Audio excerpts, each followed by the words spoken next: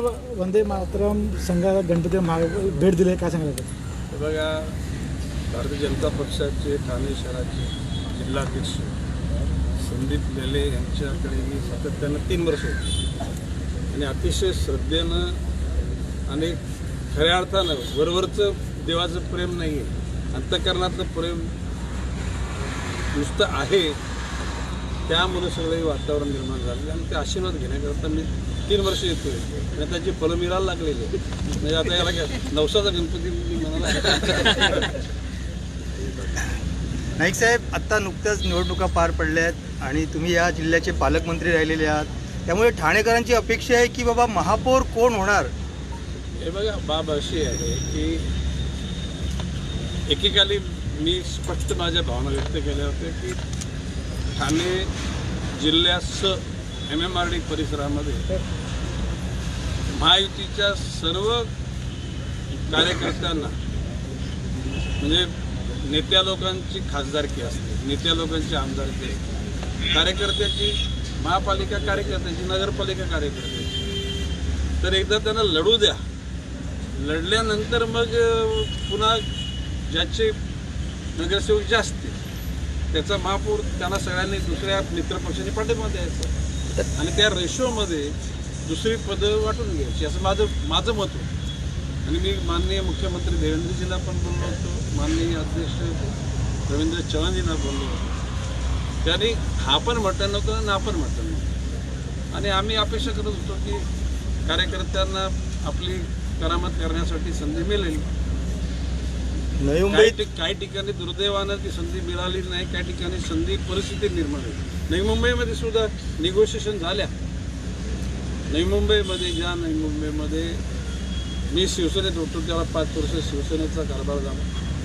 मी राष्ट्रवादी काँग्रेसमध्ये गेलो 2000, 2005, 2010, 2015, 20 वर्ष शरद पवार साहेबांच्या राष्ट्रवादीचा कारभार झाला. आणि त्याला मी बोललो होतो की आता कारभार भारतीय जनता पक्षाचा.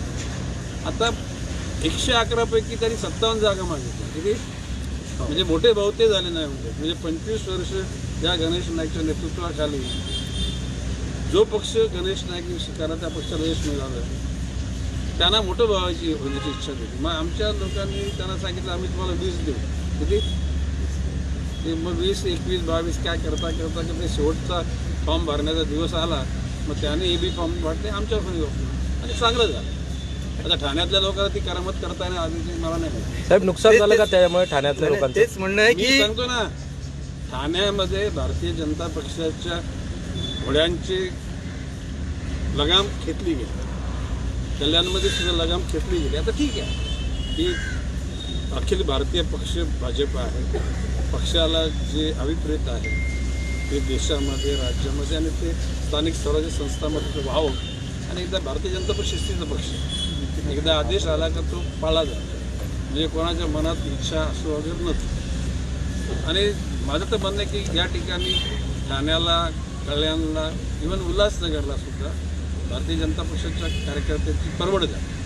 आणि हे माझ्यासारख्याने पण बोलणार आहे. याचा अर्थ तरीसुद्धा कार्यकर्त्यांनी शिस्त पाळली, त्या कार्यकर्त्यांचं कौतुक. साहेब, कुठेतरी वाटतं का की युती नसती झाली तर तुम्ही?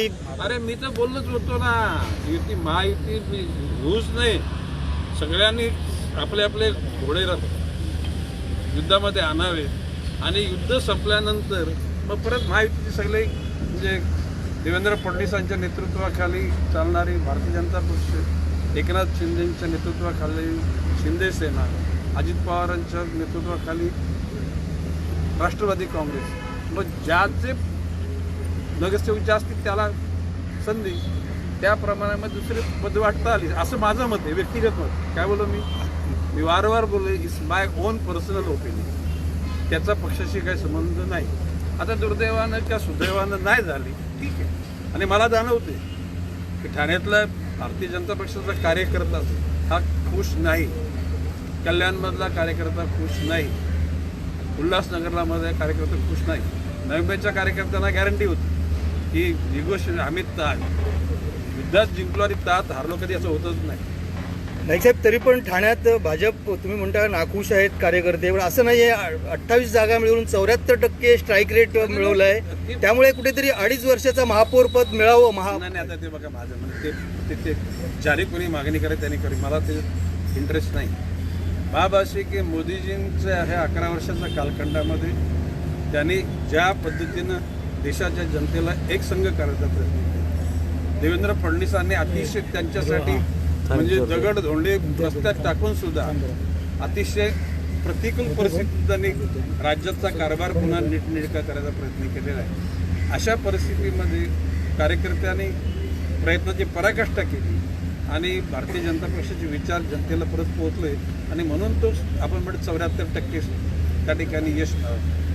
माझं म्हणणं आहे की या ठिकाणी भारतीय जनता पक्ष जर खुल्ली जर दिली असती तर भारतीय जनता पक्षाचा एकट्याचा सुद्धा वापर होऊ शकला. कल्याणमध्ये सुद्धा एकट्याचा होऊ शकला असता, उल्हासनगर पण होऊ शकला असता, नवी मुंबईत झाला, भाईंदरमध्ये झाला. आणि हा काय म्हणजे इतिहास काय फार जुना नाही आहे. मी वारंवार बोललोय की नवी मुंबईचा 95 ते 2020 पर्यंत भाईंदरला मायरा मेंडोसाला महापौर मीच बनवली होती, गिल्बर्ट मेंडोसाच्या मुलीला बनवली. इथे सुद्धा राष्ट्रवादी असताना नजीब मुलाला 2 मतं फक्त ती त्याला सटकावले, नाही तर इथला पण महापौर नजीब मुला झाला असता. म्हणजे काय झाले, नवी मुंबई, ठाणे, भाईंदर, उल्हासनगरला त्या ठिकाणी कलानीची ज्योती कलानी महापौर होतीच. पुंडलिक म्हात्रेला ज्या अखंड काँग्रेस असताना डोंबिवली कल्याणमध्ये नगराध्यक्ष कधी काँग्रेसला होऊ शकला नाही, त्या पुंडलिक म्हात्रेला महापौर मी बनवला. पुढे म्हणजे मग काय राहिलं, जिल्हा परिषद त्यावेळेला राष्ट्रवादीची होती, जिल्हा सहकारी बँक ठाणे जिल्हा सहकारी बँक राष्ट्रवादीची होती. म्हणजे किल्ले कोणाचे नाहीत. आणि भारतीय जनता पक्षाने आता परवानगी दिली ना ते ह्यांचे नामनिशाण साफ करतात. हे मी आज परत बोलतो. पण तर काय आम्ही भारतीय जनता पक्षाचा पक्ष आहे म्हणून आम्ही आदेश मानतो. काय बोललो मी, आदेश मानतो. मनाला न पटताना ते कार्यकर्त्यांनी सण केलेले पक्षाच्या नेतृत्वाच्या आदेशाकरता, असं माझं मत आहे. आणि ते आता हे मी बोलतो त्याचं ट्रान्सलेशन हिंदी इंग्लिशमध्ये सगळीकडे होऊन जातं. दादा, कालच इम्तियाज मुंबईत आलो होतो, त्यांनी सांगितलं की आम्ही महाराष्ट्र हिरवा करू. त्यावर आपण कसं बघताय? हे बघा, बाब असे की आपण ज्याला भगवा बोलतो ना, ऐकून घ्या, हिरवा म्हणजे काय पाकिस्तानीचा हिरवा इथे येणार नाही, येऊ देणार नाही. परंतु आपल्या तिरंग्यामध्ये सुद्धा 3 रंग आहेत. भगवा आहे, पांढरा आहे आणि हिरवा पण आहे. आता प्रश्न असा की विचाराने त्यांनी त्यांच्या पक्षाचा रंग हिरवा आहे झेंड्याचा. आता त्याचं आपण किती भांडवल करायचं ते आपण करू शकतो. काय बोलतो मी, भांडवल करायचं तर सगळ्या गोष्टीचं भांडवल करत आहे. परंतु बाब असे की ते हिरवा रंग बऱ्याच आणखी पक्षात सुद्धा आहे. म्हणजे तो म्हणजे या देशामध्ये मोगलांची सल्तनत चालेल अशा प्रकारची भूमिका तिची असली तर आम्ही कधी आव्हान स्वीकारू.